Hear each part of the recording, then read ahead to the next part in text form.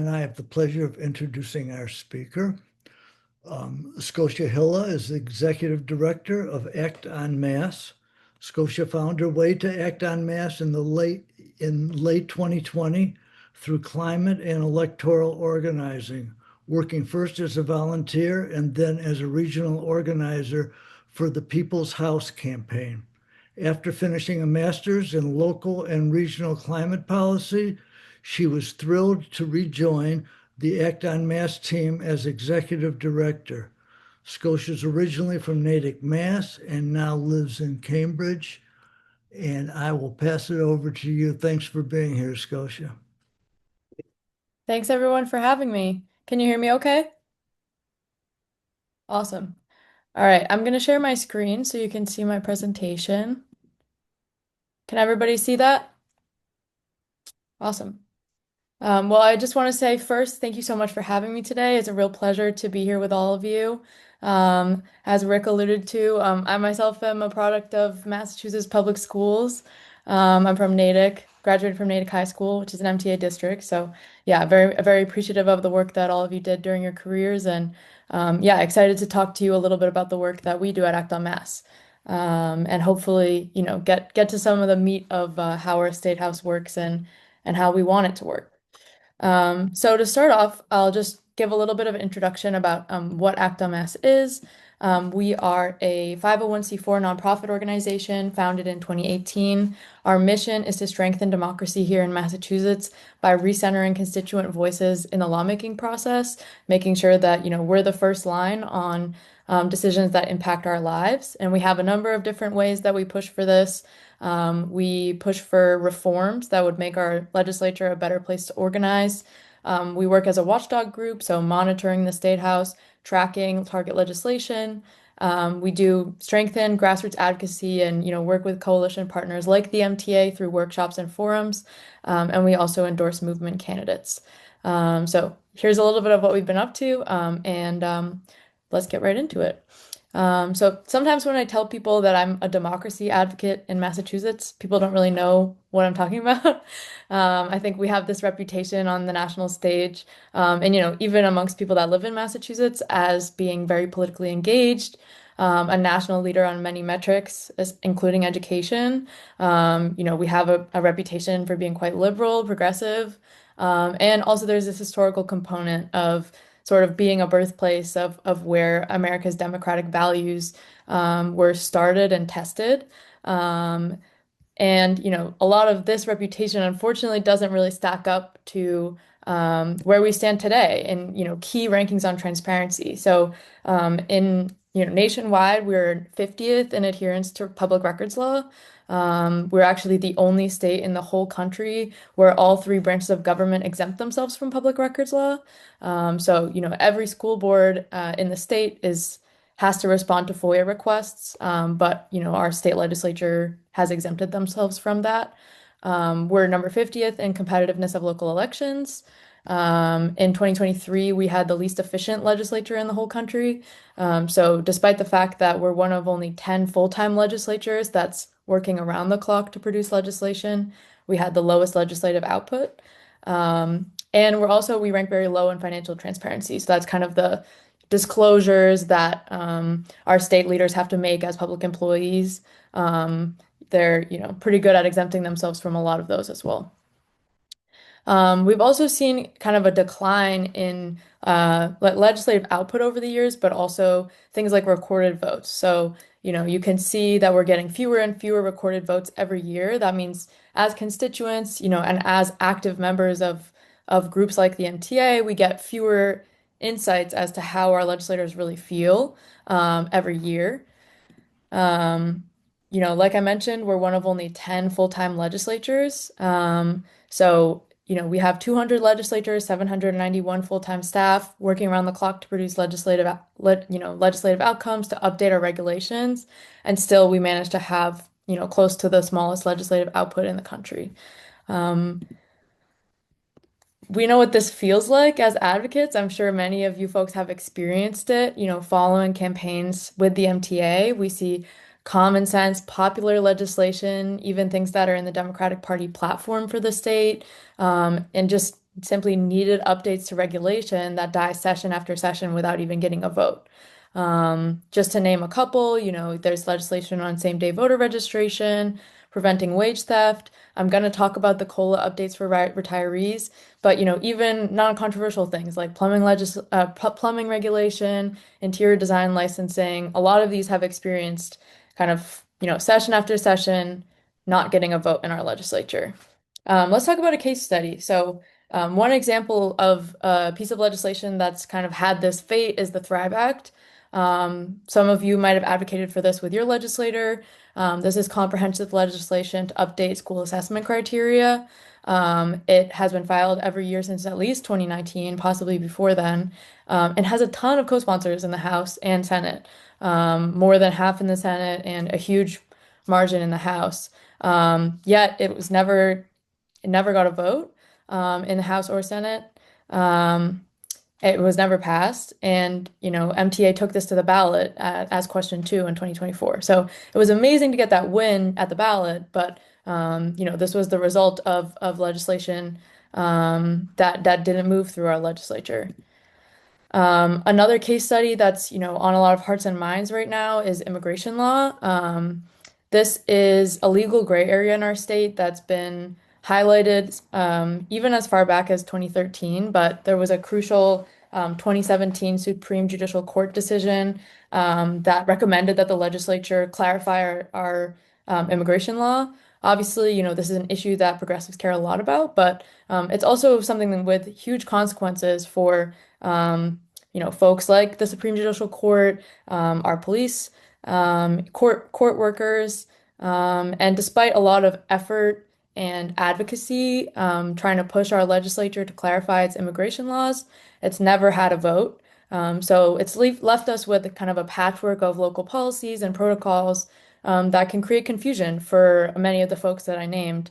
We've had a couple of recent instances where this has made a big difference. The fact that we didn't have state policy clarifying, what state resources can and can't be used for immigration enforcement. Another issue that definitely can use some state action. I'm going to talk about, the COLA benefits. So, many of you folks would be familiar with this. The cost of living increase for public retirees has, especially teachers, has been capped since 2013. That means that, it can't rise beyond a certain percent of the average teacher salary. We've been experiencing a period of really, really high inflation, especially the last couple of years. And legislation to update this since 2017 has been repeatedly sent to study and not really been studied for several years. This is a piece from the MTA fact sheet, just highlighting kind of how much this COLA amount has been allowed to slip over the years from 68% of the average teacher salary in 1971 now to 15%. This is really hampering our retirees and has really gone without legislative action for several years. Last year, we did see that a commission to study the COLA benefits was approved in the fiscal year 2025 budget. So it didn't make it through as a bill. I'm going to talk about that a bit later too. But it made it on as an outside section within the budget. The commission report was released in December of 2025, so just last month or 2 months ago, and they recommended regular $1,000 increases to this allowance. But that legislation is still standing before the legislature, so action on this is still needed. It has been building up over many years. Let's talk about the current legislative session for a second. So we got a huge win last year. We saw a statewide action pushing for further accountability from our legislature. That was the 2024 election result for a legislative audit. I would be remiss not to mention that we also won question 2, changing the MCAS graduation requirements, which was something that the legislature had neglected to do. The result from the legislature was some opening up to transparency a bit. So, we had House Speaker Ron Mariano saying it's their responsibility to ensure that voters feel they have an efficient and transparent legislature that's responsive to their concerns. We'll see how that's been going. 2025, which is the first year of the 194th legislative session that we're in right now, was slightly more efficient than 2023. We saw 101 bills passed, slightly more than, 2023, but as we can see, still much less than we used to be passing in first years of sessions. That's also going along with fewer votes, fewer opportunities to see how our legislators feel on specific issues. Of course, it matters what bills were being passed. The vast majority of those either pertain to a single town or city or a single state employee. Budget appropriation bills went through, which are on a deadline, so they have to pass those. And we saw only 6 statewide policy changes that actually impact every district. So, for a full year of lawmaking, they're still not getting a lot done in terms of concrete statewide policy changes, the kind that, we're advocating for in our legislature. So, what's going on?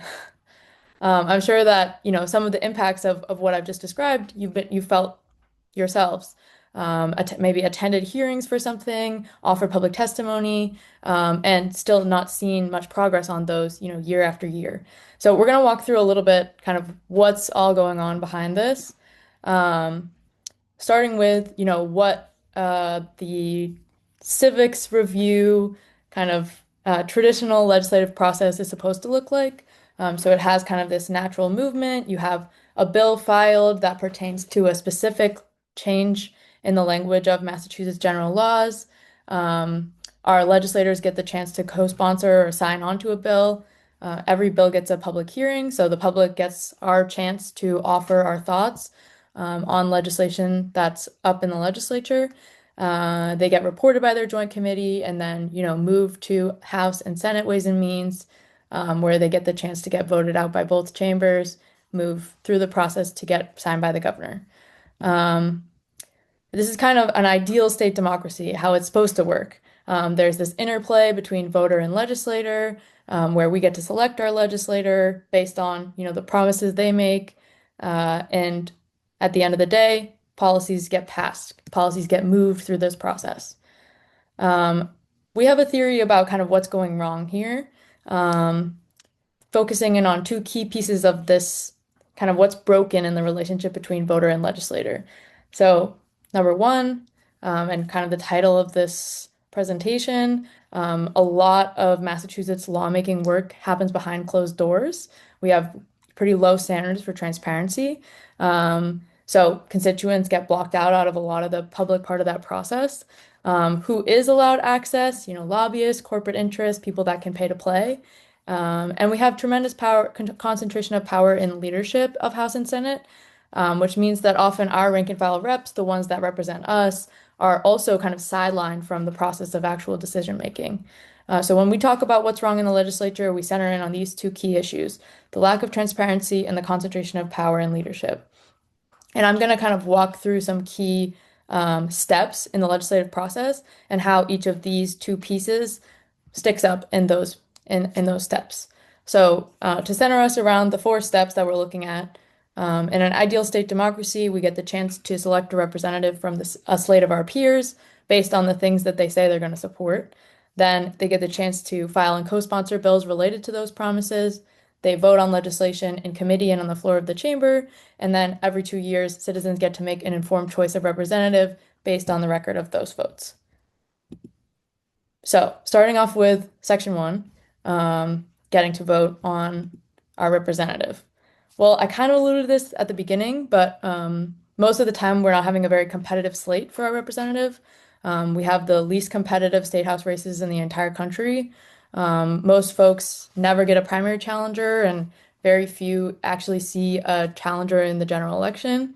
They also, because they're in a position of power, have taken several steps to somewhat insulate themselves from challengers. So last year, for example, representatives voted to move their primary to Labor Day weekend. So they voted to change the election date from what it is in the Massachusetts Constitution they did it again this year. That was one of the 6 statewide policy changes made. So Jonathan Cohn, who's an ally of Act on Mass at Progressive Mass, he says, too often the House and Senate operate like incumbent protection rackets. Another aspect of this is our campaign finance law. So representatives in Massachusetts are allowed to campaign fundraise year round, even when they're in session. And so what that results is, very powerful folks like Representative Aaron Mickelwitz, who is the House Ways and Means chair. So he's kind of the go guy for the $62 billion state budget every year. He last had a campaign challenger in 2009, but he has $1,300,000 on hand in his campaign account. So he's able to kind of stockpile that. So, if you're considering running against Representative Mickelwitz, you're probably not going to, because that's a very big, scary number that you're going to be up against. And, we have pretty lax campaign finance laws as well, allowing massive expenditures from these campaign accounts during non-election years. So this is just some of the spending by members of leadership just during 2025 alone, which, is not an election year. Senate President Karen Spilka spent $600,000 from her campaign account.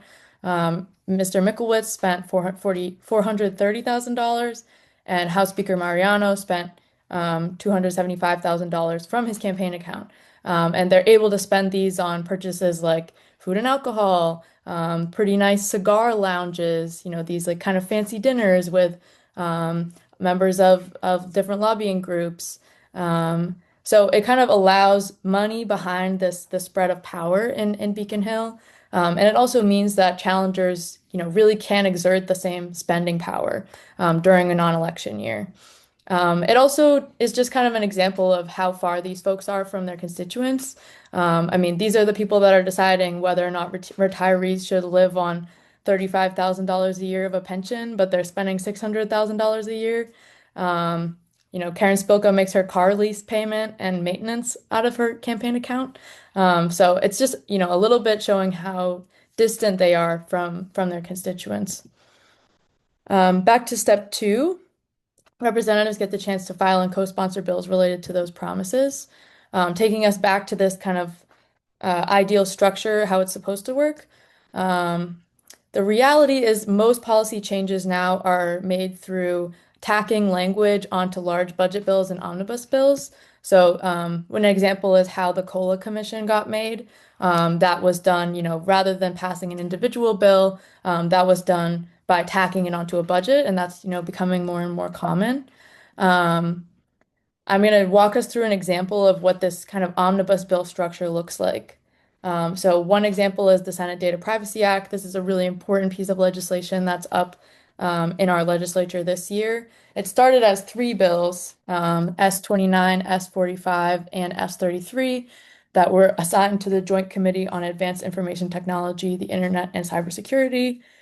These bills got a public hearing on April 9th of 2025. But rather than being voted out as, specific language in the packages in which they've been filed, so that's checking us off on the first 3 pieces of this sort of pathway. It was filed, we got co-sponsors, and it got a committee hearing. But, instead of being voted out as an individual package, the committee wrote it into an omnibus bill, which is 71 pages long. So that's a little bit harder for constituents to really follow what's going on. That bill then moved to House Ways and Means. The leaders of that committee rewrote it to have 34 pages and have a different number. So, we're stuck following that through the process as well. And finally, it was passed to the Senate, given a different number, and voted on at the floor of the House. So by the time it reaches this, this end state, it's no longer the bill that got a public hearing. So, it means that folks that were asking their representatives to co-sponsor at the beginning, a lot of that language has been lost and changed through the process of the omnibus bill. So it means that we're kind of skipping this first part. Ways and Means is rewriting it at both things, and the amount of public input is pretty unclear. It also allows the leaders of each of those committees, huge leverage over the final language of the bills rather than, what the rank and file committee members want. So just another kind of interruption of this process. And this has real consequences also for our ability to do advocacy as advocacy groups. Um, every legislative push requires both grassroots and grass tops. That means, broad member engagement so that all legislators are hearing from their constituents about this.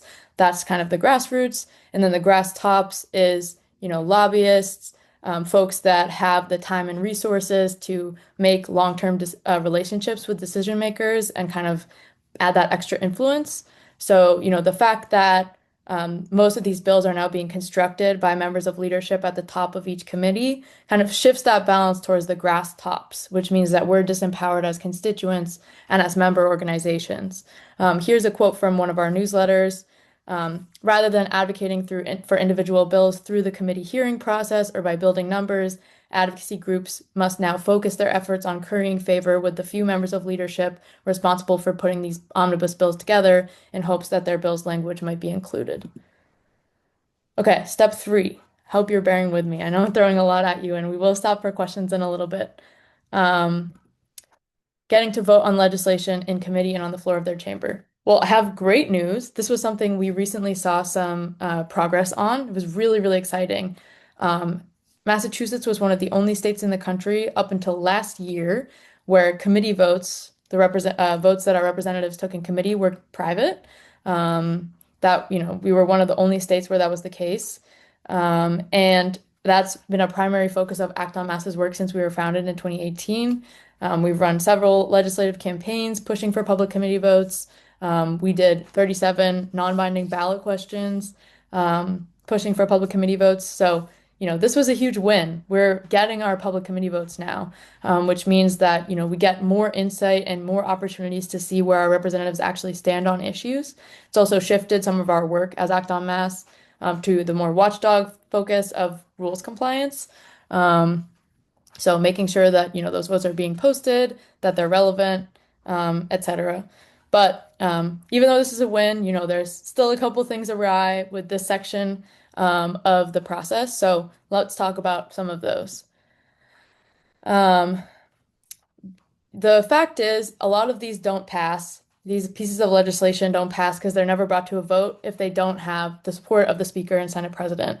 Here's a former lobbyist who was quoted by saying, "Bills that are not supported by the Speaker enter a black hole." It kind of makes sense when you think about the fact that most legislation has to have the explicit approval of the Speaker or the Senate President to move before it's passed by its committee. The 4 people cannot do the work of a 200-person legislative body. So that's how we end up with, every year, most of these just get sent to study. It doesn't rise to the priority level for those members of leadership because they're distant from the constituents that are actually being impacted. And our rank and file representatives who represent us are sidelined from that process. You'd think some of them would get a little bit pissed about it. Many of the folks in our legislature were, excuse my language. Many of the folks in our legislature, they were elected because they want to make change on behalf of their constituents. They have, policies that they really care about.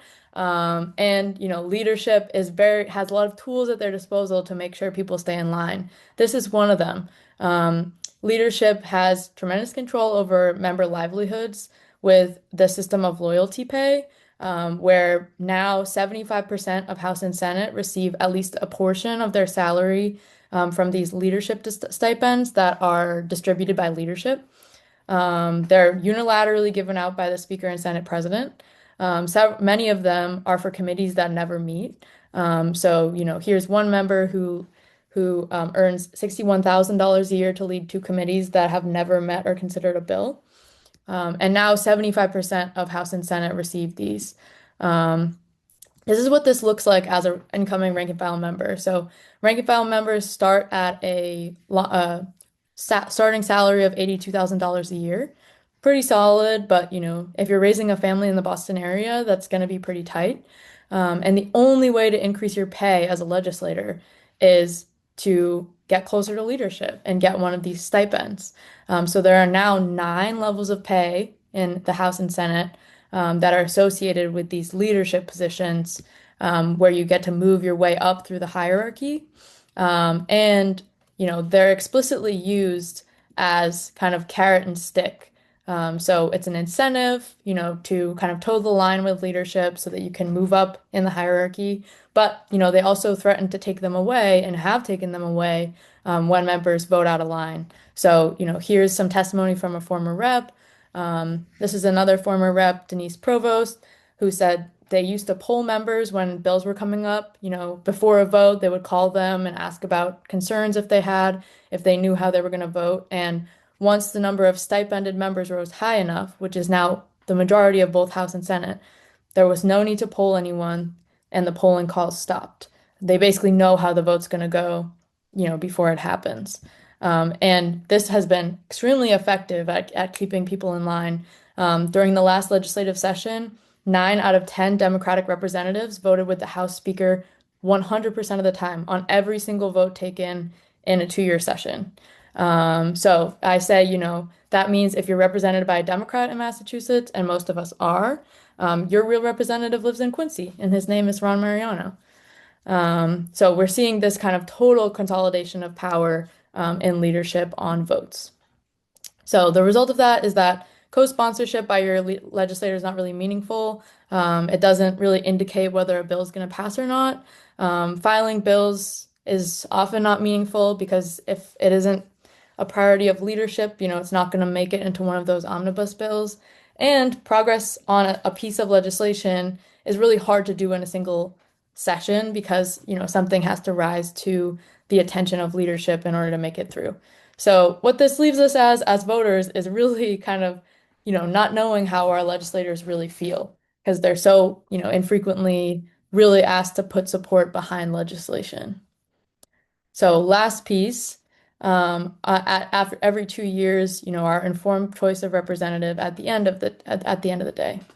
What this leaves us with is, for our rank and file representatives, those that aren't members of leadership, they often don't have very much to show for their 2 years as a lawmaker. There's few policy accomplishments that they can take responsibility for, and this leads to an over-reliance on earmarks in the budget. Because they want, they like their jobs. They like being able to serve their constituents. They want to have a reason why they should be reelected. I'm putting my former representative, David Linsky, on blast here a little bit, but this is a rhetoric that you'll see often from representatives, kind of touting the earmarks that they get in the state budget, the local funding. Because this kind of leads to even more power to leadership because they're the ones that decide the earmarks in the budget. So it's kind of this vicious cycle whereby, they don't get many policy accomplishments, so they need something to show their constituents, and that means earmarks, which means, even more loyalty to leadership.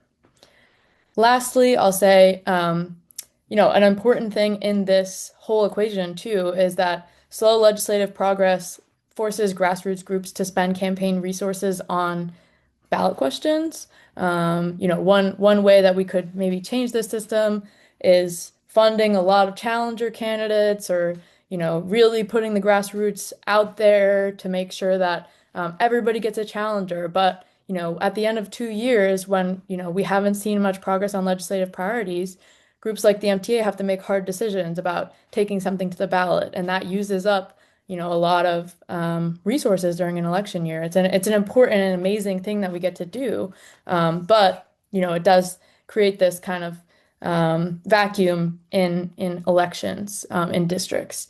And this year it seems like we're going to have a record number of ballot questions because of that. So some takeaways. We're dealing with incumbent advantage. So there's a lot of ways where legislators can kind of protect themselves. It means there's little pressure to act in a single term. Legislators can avoid taking public stances since there's, so few votes. And we have this concentrated power that creates bottlenecks. So we're not always seeing kind of progress within a single legislative session. Next, I'm going to talk about what we can do about it. But I thought this would be a good time to stop for questions first, since I know that I just threw a lot at you. Yeah, Phyllis. I think you're muted. Can you hear me? Yeah. Okay, so MTA and retired members worked very, very hard on fair share Yeah. because we knew that money was going to go for our students and transportation. Mariano took $25 million from that money to build a parking garage in Quincy. Yeah. And Spilka used $10 million to use however she felt like it within the cities and towns that she represents. Yeah. I was outraged, and I want to know what we can do about it, how we change that, how we make a difference. Yeah. Yeah, that's a great question. And that was such a frustrating thing to see. I almost put it in this presentation, but I had so much to talk about. So yeah, thanks to everyone in this room that put in work for fair share. One thing that maybe the legislative leaders won't tell you, but that is making a huge difference for our budget right now. I mean, we would be in much more dangerous territory without that. So yeah, so for those that might not know about what Phyllis is talking about, during budget negotiations last year on a supplemental budget, Ron Mariano introduced what we call a stealth amendment. It was minutes before the vote was taken, so they'd already deliberated everything else. Everybody else had their amendments, openly listed on the State House website.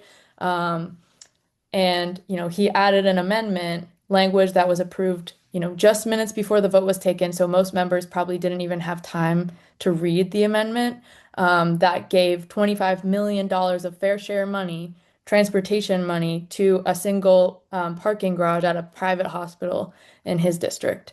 Wow. So it was very much stretching the definition of transportation spending and the definition of what we fought for with fair share. And Karen Spilka did a similar task. So, I mean, I have two answers to the question of what we can do. Some of them will come up in the second half of my presentation. But one reason that someone like Ron Mariano gets away with that is because members are terrified to challenge him on something like that. So you get an automatic approval of a speaker of an amendment that the speaker puts forward. So changing things like the stipend system, allowing our rank and file representatives to actually vote on our behalf, is one way that you get more oversight over kind of leadership-led amendments like that. Another thing that Acta Math has pushed for in the past is more time to read amendments before they're voted on. So that was an example of it was literally attacked on minutes before the vote took place. And they're allowed to do that because there's no requirement in State House rules about how much time they have to give members to read things before they vote on them. So a lot of times they'll take advantage of that to try to slip through things like this that they don't want members being aware of. So one way that we can counter this in the future is pushing for more rules changes like we saw last year to make sure that our rank and file members that actually represent us get more time to know what they're voting on before it happens. So not the best answer, but I hope that is helpful. Robin, do you have a question? Yes. Hi. Um, I'm still back processing. I believe you said that the retired members' COLA was based on the first 68,000 and now it's based on the first 13,000. And was that correct? Because my brain can't quite get past that. That's oh, No, I think that so initially it was the first 68% of the 68%. yeah, so the number has been fixed while wages have continued to rise with inflation. And so the percentage that the COLA represents of an average teacher's salary has gone down from 68% to 13.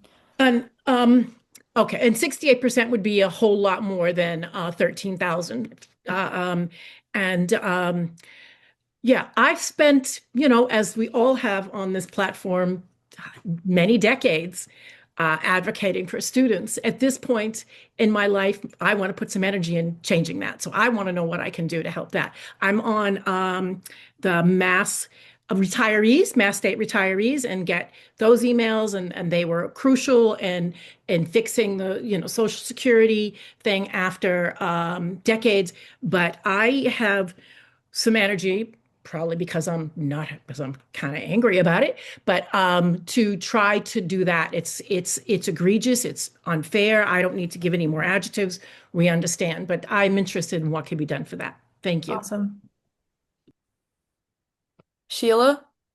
Yeah, one thing is with your diagrams, it looks like a clog system that needs roto-rooter. We used to be clear it all out. It's incredible. So I think that's really a great graphic to see that. And also it's interesting because talk about they won't address plumbing regulations, and yet that's what it looks like a good plumber's needed in this case. So the other thing I wanted to say is that I know that the Senate did some, I believe maybe both houses did something on getting bills reported out sooner. Mm-hmm. And that they're not meeting their own changes with rules on some of our bills. They're not being reported out in that timeline. They're extending and extending and extending. Yep. So even now, they're not meeting their effort Mm-hmm. to make those changes. Yeah, that's right. And that's why I said we've had to shift some of our work to kind of rules compliance. So like following up, calling committees when the votes haven't been posted, things like that. And that's something that, individual folks can do. Calling your legislator and saying, hey, why hasn't this been posted by its deadline? I mean, it sucks that that goes to us. Mhm. But because it's legislative rules, if leadership doesn't enforce it, we have few concrete accountability measures other than kind of embarrassing them for not following their own rules. So one way that we have been active on that is we set up a tracker called the Beacon Hill Tracker that automatically tracks when they're following their rules or not for every bill in the legislature. So you can compare from committee to committee. Here, I'll send it in the chat. It's a website. Luckily, we got a volunteer developer to do that because I do not have the specs. Yeah, but this could be interesting to check your representatives' committees to see how they stack up against other committees, and what rules are being followed for committees that you care about. So we're trying to use the tools at our disposal, which is mostly like public pressure to hold them more accountable to those rules. Thanks. Rick, did you have a question? It's just a comment because in responding to Robin and other people, I wonder if Bob Miller, who is on this call, could put his email in the chat because he chairs our Dignified Retirement Committee, and we're always looking for people to fight the good fight. So, Bob, are you willing to do that? I can do what I can. Yeah, I mean, yes, Well, yeah, I'm already part of the Wisdom Warriors and I know you some other are. things. Yeah, but if there's it, yeah, I can put in whatever time I can. That's where my energy really is. I just, Beautiful. as I've already said, feel like it's yeah. We can all do just as much as we can do, and that's about it. Okay, so great. Thank you. Thanks, Rick. I did put my email in the chat. Okay, great. Thank you. Marguerite?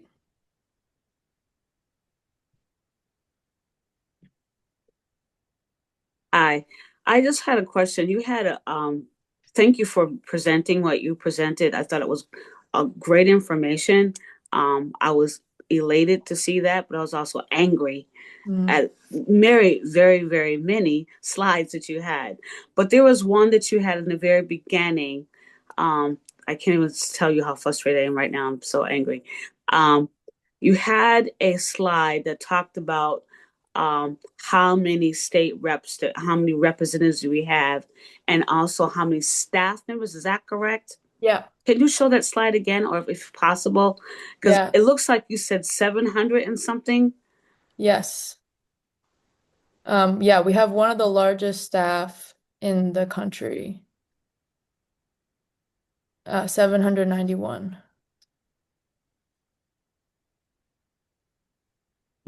And, one of the major issues that Acta Mass has been advocating for is, I'm sure if you can picture the control that leadership has over these 200 legislators' pay, these full-time staff are really at the bottom of the totem pole, and they've been pushing for efforts for the right to unionize themselves for several Oh, years.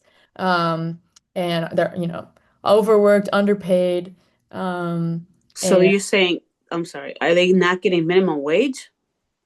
some of them they're making minimum wage, but I think the average pay for a legislative staff right now is $60,000 a year. So there's a lot of folks making less than that, living in the Boston area, and not having adequate staff and resources to do research on bills, do constituent services, and everything like that is another way that leadership can control the narrative really well if they're the only ones effective at putting out research on legislation.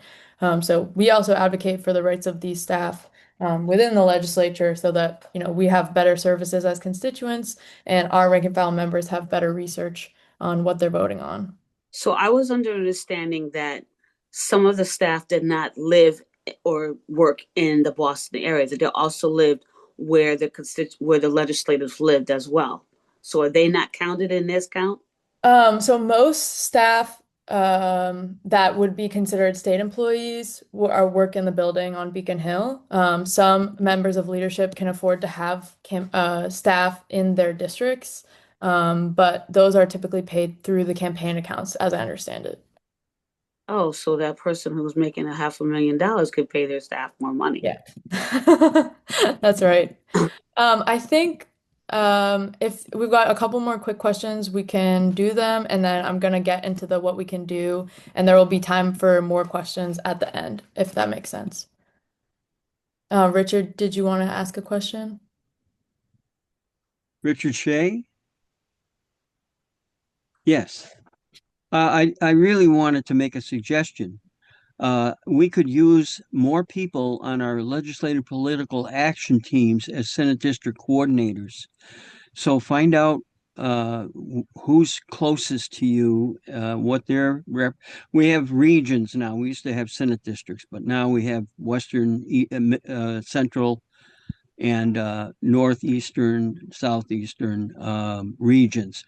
So there are several of us, and there are a number of us that are on this call. So that's how you can take action, and you can do as much or as little as you're able to do. If you're active member, you can't spend a lot of time, but we understand that.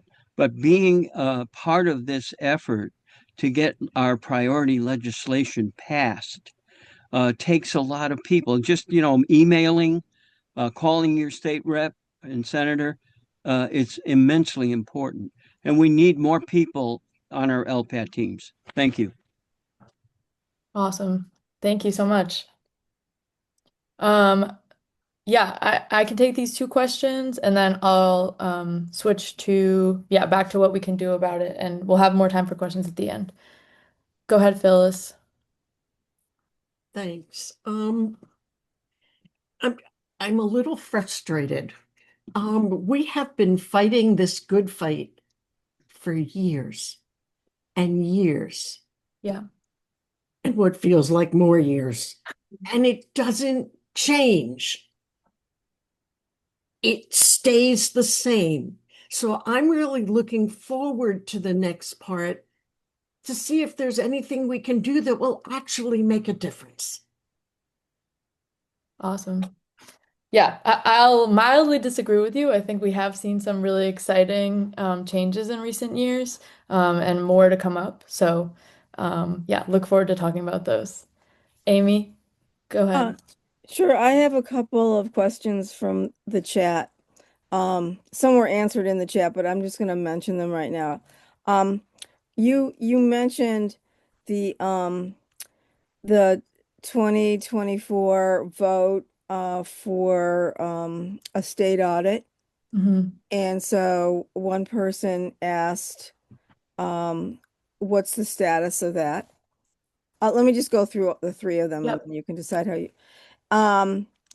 Somebody else asked, how can we find out how our legislators have voted? So Anne Marie posted the link from the State House, Secretary of State.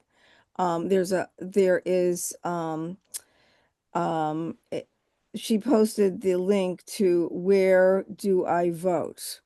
I think that's what it's called. So that Yeah.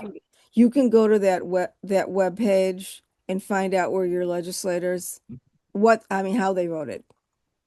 I think that one it shows you who your legislator is. I don't know if that shows you what our legislators voted on.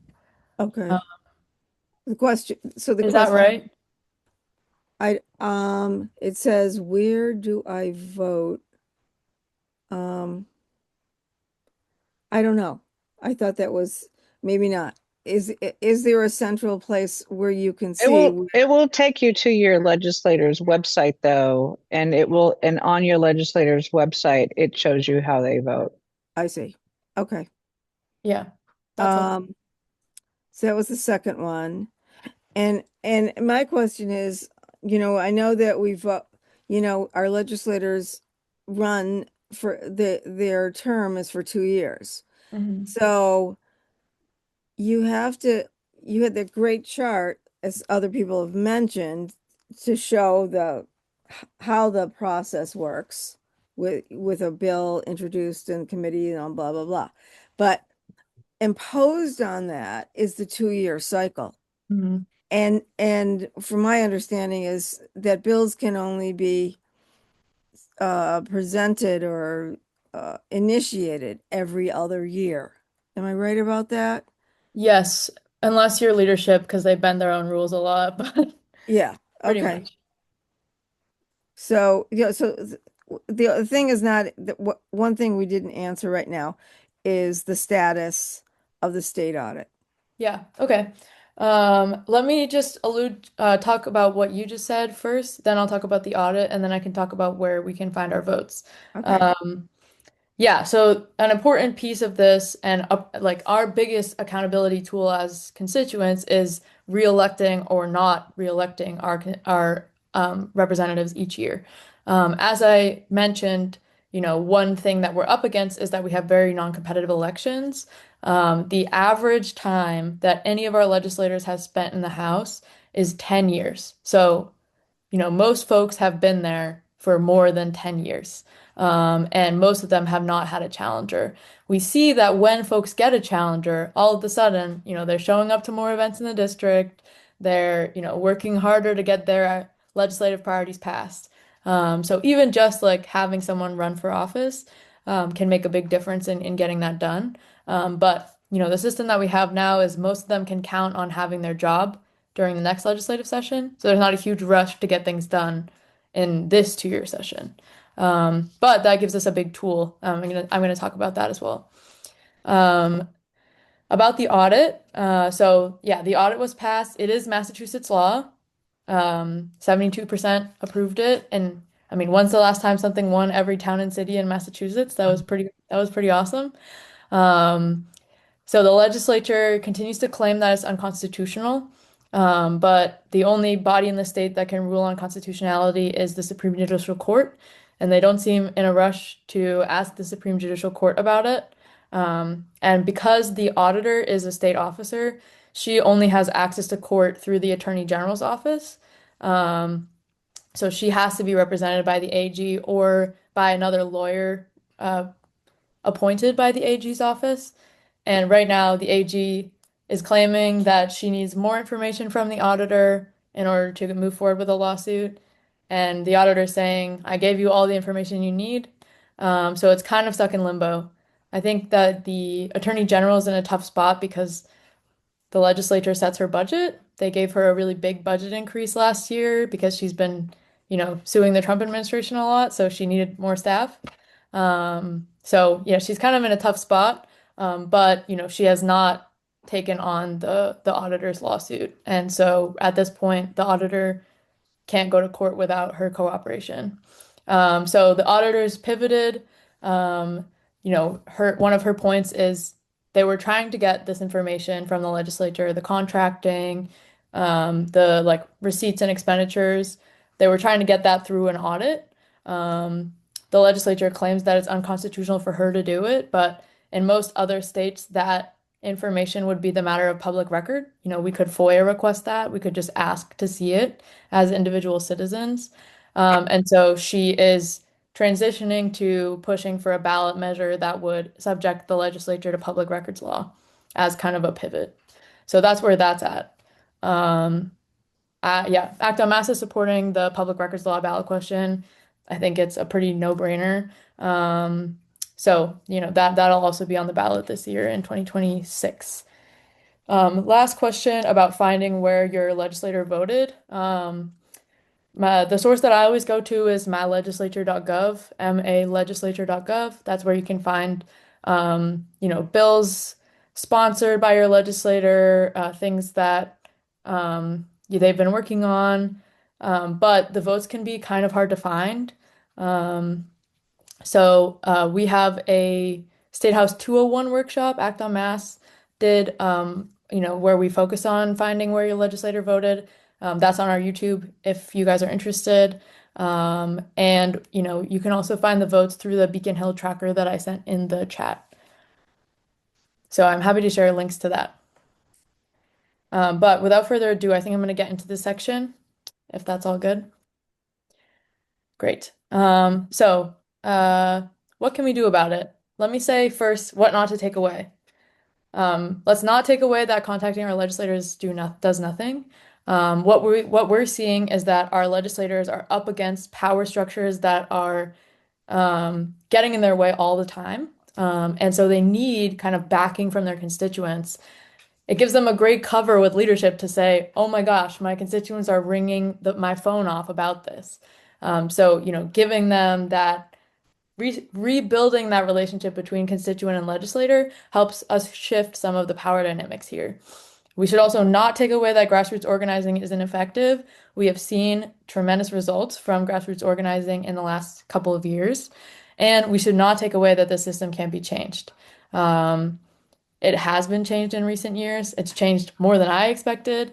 I want us to, I know that a lot of what I said can be a little bit depressing. So I want us to center around these things too. One thing we know is that people power works. When they saw the result of the legislative audit, when they saw the campaigns that Act on Mass has run, when they saw Question 2 victory, something that they opposed, that they opposed in the legislature, that the people picked for ourselves, they moved to make committee votes more public. And that was something that I never expected as a transparency advocate. I mean, I've been fighting for public committee votes since 2020. I've sat in on, tens of constituent meetings with representatives where they told us that if we saw how they voted in committee, constituents would be confused and it would upend the legislative process and all this stuff. It seemed to me that it was something they were never going to shift on, and they did last year. So we know that public pressure works, and building up, people-powered movements works. Sometimes it can feel like they have control of all the resources we need. What we want is passing and funding desired policies to support educators, to support retirees. We'd like to see some State House reform. We want it to be working better. We want a roto-rooter, to use some of those words. And they hold control over the ability to write and pass laws. They control the ability to allocate funding. But, we have power over them as well. They desperately want the praise of their constituents, and they want to be reelected. They have pretty good jobs. So we control, people, media, ballot box, the public narrative in general. And we saw that when the public narrative starts to shift to the legislature is not transparent, we need more accountability, they get nervous, and they start making some concessions. So like keeping that in mind, we can talk about some ways that we can approach this. So, we shape our advocacy based on these two key points, the lack of transparency and the concentration of power.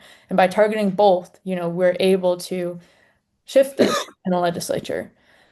So to start out, we focus on rebuilding direct constituent rep relationships. This is what I was just saying, how, our reps are stuck in these power structures where every day they go somewhere where the Speaker of the House can cut their pay by half, if they vote out of line. So we have to kind of restructure that by creating relationships of accountability on our end. One thing we should be aware of is possible bias toward our legislator. It's a pretty funny survey of Americans that 52% of Americans think that most legislators are corrupt, but only 32% think that their legislator is corrupt. So just, a reminder for all of us that a healthy constituent-legislator relationship requires skepticism. And, even for those legislators that do a lot for us that we really like, the State House is broken. All of them can do more. And it's okay to treat them with a bit of skepticism. We've got a ton of organizing tactics. I'm sure many of you folks would have done some of these in the past. But it's something that can escalate, and it's really important to have strength in numbers. So using existing organizing infrastructure like the region structure within MTA is a really powerful way to make our opinions felt as constituents and to build that power to actually have it be powerful within the legislature. So it can start out with, asking your neighbors something as simple as an email ask, moving up to community outreach, a lobby meeting. One thing that's really awesome is doing letters to the editor. A lot of legislators have like a Google alert for every time their name gets mentioned. So, even if you're one person, they notice, if you use their name in public, and it can really, create some interest.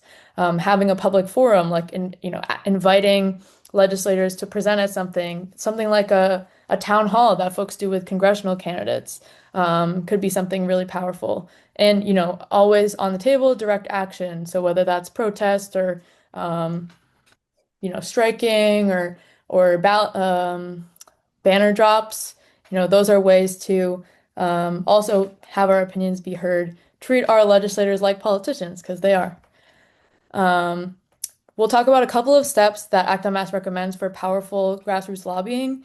Some of this might be familiar to you guys, but this is what we recommend for having advocacy with their legislator that's kind of taking into account the power dynamics and the fact that they usually don't get asked to take a hard position on things.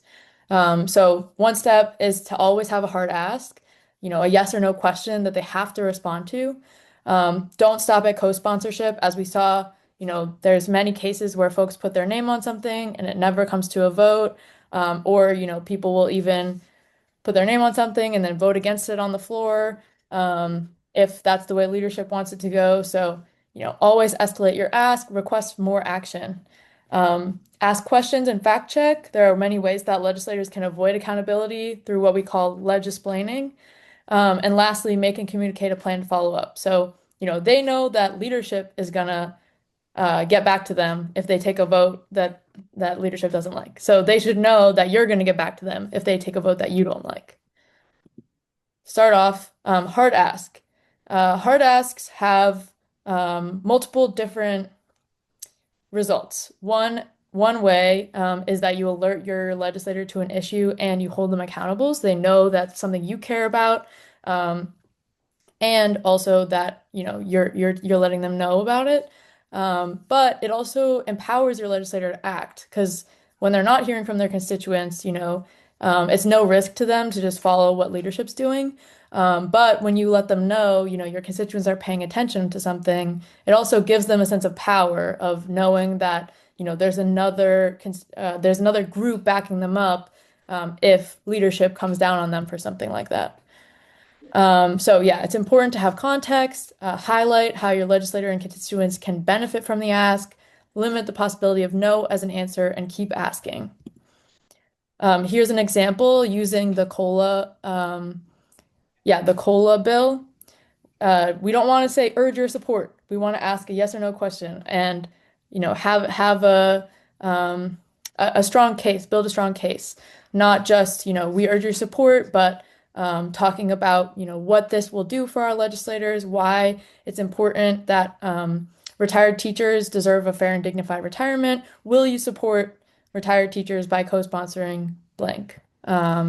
This is, our recommendation for talking to your legislators. Escalating your ask, so knowing that it goes beyond co-sponsorship, thinking about the different stages in the process. You can ask them to commit to testifying in favor. You can ask them to send a public letter to the chairs of the committee asking them to report out this bill. You can ask them to call the committee out when they don't report it out by the deadline that they set for themselves, for example. These are things that you can ask of your legislator. Or send a public letter to the Speaker, Senate President, asking them to bring it to a vote. Asking your legislator to put their public voice to the ways that the legislator is dysfunctional. Be prepared for legisplaining. Legisplaining is an argument tactic that representatives can use to preserve the status quo without believing that they're causing harm. They avoid committing to a position by saying things like, oh, it's the budget season. I'm really busy right now. I need some time to look into this, et cetera, or avoid responsibility for a problem by saying, I don't know if leadership supports this, et cetera, et cetera. A couple ways to deflect legisplaining. First, call it out, go big picture, and repeat your hard ask. So first, you let your legislator know that you've caught your bluff. We know that there's a lot of bills, but that's not what we're asking. I appreciate that you have a close relationship with Speaker Mariano, but we're asking you to take further action. Then going big picture, recentering around why you're talking to your legislator. We're talking about the right of public employees to a fair and dignified retirement. These are things that they can't really argue with. And repeating the hard ask, going back, will you support retired teachers? Giving them another opportunity to say a yes or no answer. And, not ending the silence if they don't break it first. And a reminder, we can always escalate. So if they don't reply to your email ask or they don't have a satisfying response, it's important to approach that relationship with skepticism. We can always escalate. We can always get more people involved. And, remember, again, we are powerful as well. They really want praise and reelection and a couple other things. And so we can use our power as constituents to get there. Second thing that we can do, beyond working in our own district or in districts that we are active in, is support existing reform efforts. This is my shameless plug time. But, after 7 years of organizing, we got public committee votes. We got other key transparency changes, like, needing 10 days notice before a hearing is scheduled. And that took people power. That took Act en Masse. That took, the MTA and many of our other allies. So we know that by working together, we can get this done. I encourage you to use Act en Masse's resources. We have many trainings available on our YouTube. We run regular workshops. I'm hoping to have a letter to the editor workshop in the next couple of weeks, one of our more popular ones. And, we're always getting out there. We're planning some more tabling work this summer, et cetera. So don't be afraid to rely on us or, get me to come talk to folks that things like that. I'll do a shameless plug for our weekly newsletter, The Saturday Scoop. We provide weekly news and analysis of what Beacon Hill is up to, provide tools for citizen watchdogs. This is just one email in your inbox every week. And try to make taking state action a little bit easier for different groups. You can support stipend reform. This is a ballot initiative that's going to be on the ballot in 2026, targeting that system of legislator pay that allows leadership to control how much each member is paid. The stipend reform initiative to end loyalty pay would dramatically reduce the number of stipends controlled by leadership. It would raise pay for rank and file members to reduce the gaps between those who are favored and those that aren't, and link remaining stipends to transparency standards. So they actually have to, be a transparent legislature if they want to get that extra pay for the work they're doing. And if you want to support our work, or, incorporate this into your own organizing, pass on this information, contact your legislator or get the groups that you organize with to do it. And you can always subscribe to our newsletter or donate at actonmass.org. And that's all I have. So I hope that was helpful, and I'm happy to take more questions now.